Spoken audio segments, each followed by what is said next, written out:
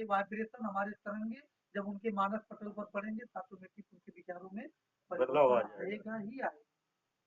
लेकिन हम कोशिश करें कि परिवार में जब हमारे प्रेम नहीं हो, अगर रावण 1000 राम आ जाते, रावण पर विजय प्राप्त नहीं कर सकते। रावण पर विजय प्राप्त की क्यों? क्योंकि रावण अपने भाई का तिरस्कार किया। हाँ।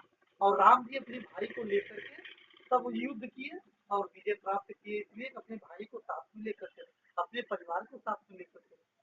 तो बहुत से उलझने आए। ये मन कहेगा आप ये परिवार में नहीं रहेंगे, पति स्त्री के साथ नहीं रहेंगे, हमको ऐसा बोल दिए, हमारे सासू अम्मा ठीक नहीं है।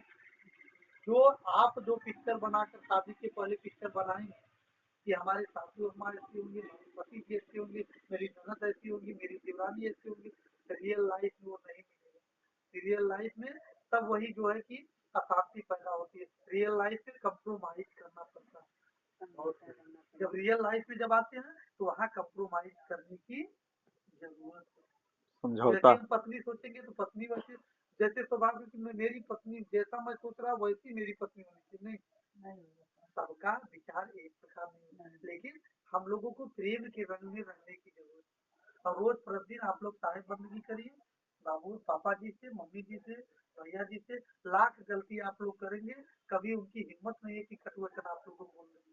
क्योंकि इतना स्नेह, इतना प्रेम, भक्ति का प्रेम बन जाएगा, वो कभी आपको कटु वचन नहीं बोल सकते। हमारी माधुरी बहने और भगत जी को बंदगी नहीं करती, अपने पति जी को बंदगी नहीं करती, कि करती है? नहीं न करती। आप करिए, आप अपने चाहेंगे तो अपने संस्कारों से उनको बदल सकते हैं। वो भी आपके भक्ति में आ जाएंगे। रोज प्रणाम करिए, स्नान करके पूजा करिए, साहब प्रणाम बंदगी करिए। मन में गंदगी। ऐसा बोलते हैं तो उनको बोलने दीजिए। उन लोग अपनी जो अपने कितना दिन बोलेंगे? कितना देखिए, कितना दिन हम बोलेंगे? जानते हैं बचपन में लोग हमको चिढ़ाते थे। बचपन में हम लोग हीरा जब देखते थे ना तो गांव के लोग जो है कि चिढ़ाते थे, साहब गंदगी। तो साहब गंदगी बोलते थे, चिढ़ाते थे लोग। लेकिन आज वही जो चिढ़ाने वाले हैं, आज वही भक्ति से जुड़ गए हैं, आज वही आश्रम आते हैं और प्रणाम करते हैं, और वही आश्रम अपना दुखड़ा लेकर के सुनाते हैं।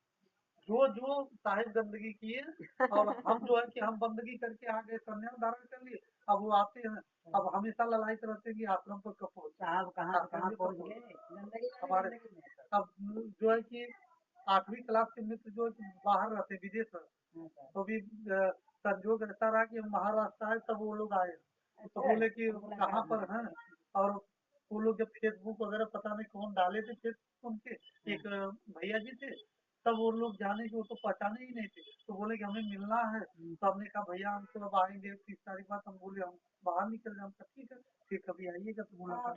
तो इसलिए जो है कि आप लोगों की क्षमता, सहनशीलता, परिवार में हारने में ही विजय, प्राप्त होती है। हारने में ही विजय छिपा हुआ है।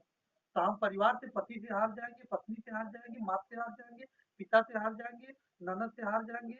और देखिए हम तो इतना ही कहेंगे माता जी, न तो आप कभी सासू बनिएगा, सास बनने की जरूरत कभी नहीं। आप लोगों को कभी बहू मत बनिएगा, क्योंकि सास बहू में हमेशा तो ये पता होने प्रकृति का नियम है कि सास बहू में प्रेम नहीं रहता, लड़ाई ही होती है।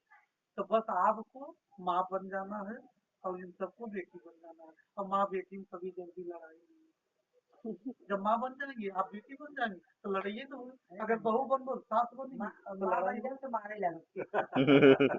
तो बहुत धन्यवाद है माता जी। मैं लाखों घरों में जा रहा हूँ, आपके जैसे पुत्र, छोटी मोटी गलतियां किससे नहीं होती, सबसे होती है। लेकिन आज आप लोगों के जैसे पुत्र नहीं, माता पिता की इतना अनादर करते हैं। बहुत बहुत आपसे हो जाता होगा तब बोलते होंगे, शायद ऐसे पुत्र आपके घर में हैं। सही बात है। तो मुझे भी गर्व है, मुझे भी मेरे भक्त हैं, मेरे शिष्य हैं, तो मुझे भी गर्व भैया लोगों पर है कि अपना स्वभाव कभी मत छोड़िएगा और बहना लोगों को कभी कटवचन मत बोलिएगा। ये मेरा आग्रह आप सबसे है कि आप लोग प्रेम पूर्वक अपने जीवन को जिए भैया जी। तो इसलिए मेरा यही आग्रह है कि खुशियों से जीवन, है ना? आपका नाम खुशी है, आस्था आपका नाम है, तो सदगुरु में आस्था बनाए रहिए। और जब आस्था बनाए रहेंगे तो खुशी ऑटोमेटिक आपके जीवन में आएगी। दोनों लोग आ गए ना, आस्था जब सदगुरु में बनाए रहेंगे तो खुशी आपके जीवन में आएगी। तो खुशी बढ़ना दोनों आप लोग आ जाएंगे। अच्छा भी है।